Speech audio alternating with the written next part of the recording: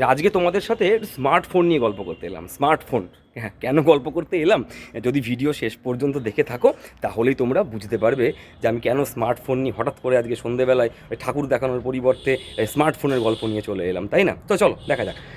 আমার মত, আমি সম্পূর্ণ আমার ভিডিও শুরুতেই বলছি, সম্পূর্ণ এটা আমার ব্যক্তিগত মত। দেখো, স্মার্টফোন আমরা কম বেশি কিন্তু সবাই ব্যবহার করি এখন, তাই না? এমন কোনো বাড়ি নেই, এখন খুঁজলে খুব কম পাওয়া যাবে যে বাড়িতে স্মার্টফোন নেই। স্মার্টফোন আছে, স্মার্টফোন এখন লাগছে, প্রয়োজন। প্রযুক্তির সঙ্গে তাল মিলিয়ে চলতে গিয়ে স্মার্টফোন অবশ্যই প্রয়োজন।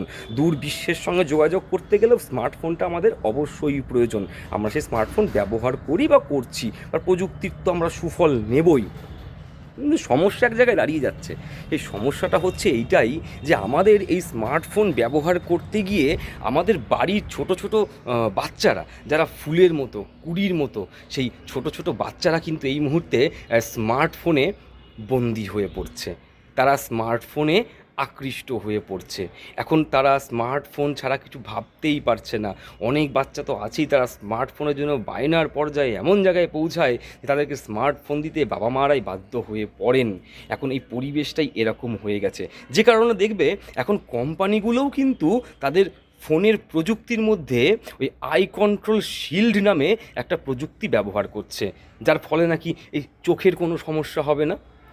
জানি না তাতে কিছু হয় কি না হয়, কিন্তু যে রেডিয়েশন রয়েছে, যে স্মার্টফোনের যে রেডিয়েশন রয়েছে, কিন্তু স্মার্টফোনের যে রেডিয়েশন রয়েছে, সেই রেডিয়েশন থেকে আমরা কি করে বাঁচবো, তাই না? তাই শিশু দিবসের দিন আমি চাইব যে আমার ফুলের মতো যে সমস্ত শিশুগুলো রয়েছে তারা প্রত্যেকে স্মার্টফোন মুক্ত থাকুক। দেখো, ওই স্মার্টফোন ব্যবহারটা বেড়ে গেল 2019 সালে, মনে পড়ছে তো? 2019-20 সাল, যখন আমরা বিশেষ কারণে সবাই ঘরবন্দি হয়ে পড়লাম, গৃহবন্দী হয়ে পড়লাম, তখন থেকেই কিন্তু এই স্মার্টফোনের ব্যবহার প্রচণ্ড বেড়ে গেল। তারপর শিক্ষাক্ষেত্রেও ঢুকলো স্মার্টফোন। এখন তো স্কুল থেকে এমনি স্মার্টফোন দেওয়ার জন্য ওই টাকা আসছে।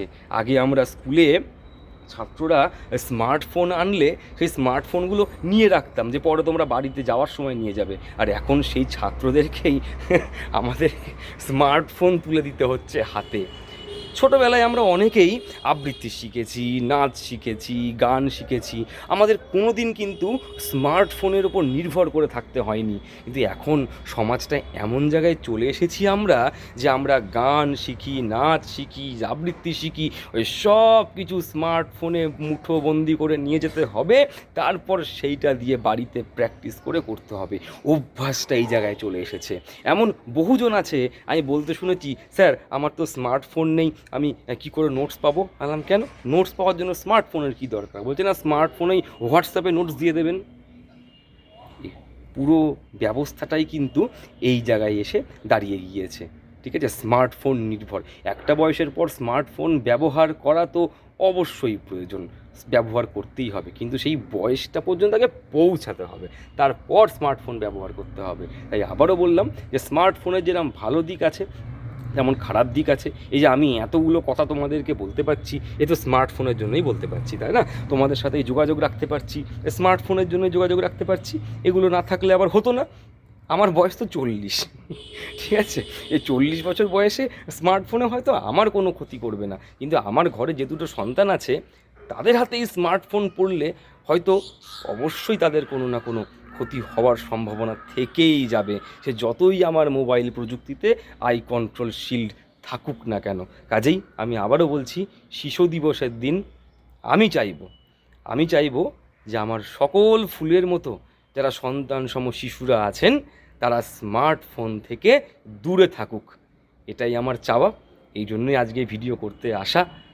তোমরা কি বলবে আমি জানি না, আমার বক্তব্য তোমাদের কেমন লাগলো তাও আমি জানি না, সেটা মতামতে জানিয়ে দিও। সবাই ভালো থেকো, সুস্থ থেকো, টাটা।